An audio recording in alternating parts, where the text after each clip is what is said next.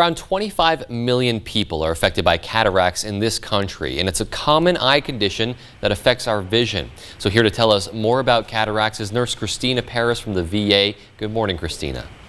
Hi, good morning. Thank you for joining us. And so we're wondering, for those of us who aren't really familiar with the condition, can you explain what are cataracts? Absolutely. Before, you know me, I like to give a little explanation of how things work. So, how the eye works, it's like a camera. Light comes in through the pupil, it goes through a lens, and then the lens adjusts to make the picture more clear. The lens, then the light hits some special cells that are in the back of the eye that send the picture to the brain or sends messages to the brain to be interpreted as pictures.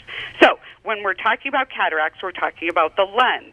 There's other really common things that can go wrong or cause vision loss with your eyes too. So when we might hear about diabetic retinopathy, macular degeneration, or glaucoma. Glaucoma is like looking through a tunnel, but when we're talking cataracts, we're talking like foggy vision. Okay, so maybe what are some symptoms that people should watch out for? So one of the big ones, like I said, is foggy vision. So it's kind of like trying to look through the frosted window of your car. You know, it's not real clear. Or trying to see through fog to see the trees or the road in front of you. That's kind of what it looks like to somebody who has cataracts. Colors can look faded. You might not see as well at night. You might need more lamps or sunlights. Lamps and sunlights and headlights might seem too bright to you when you're driving, or see kind of a halo around lights.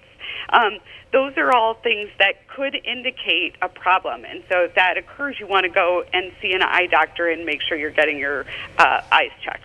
Absolutely, and obviously having that vision is very important for just the day-to-day activities. So what are there for treatment options for people who are struggling with cataracts?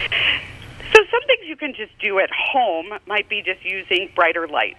So maybe the blurriness or things just haven't gotten that bad yet.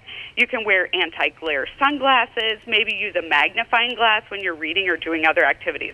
Some people might need surgery. Surgery is when they go in and they take out that cloudy lens and they actually replace it with an artificial lens. It's so amazing what you can do with such an intricate, small thing like the eyeball, but they can.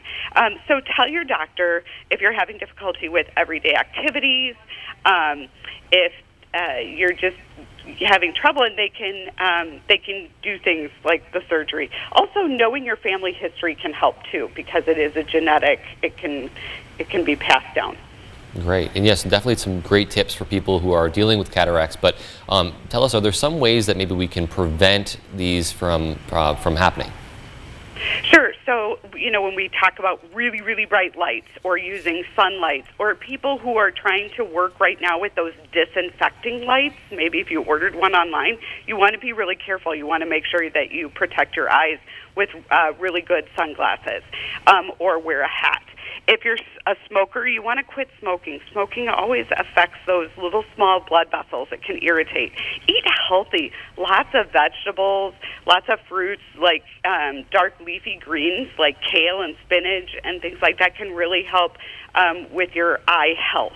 Also, make sure that you get a dilated eye exam. If you're 60 or older, you should get one at least every 2 years.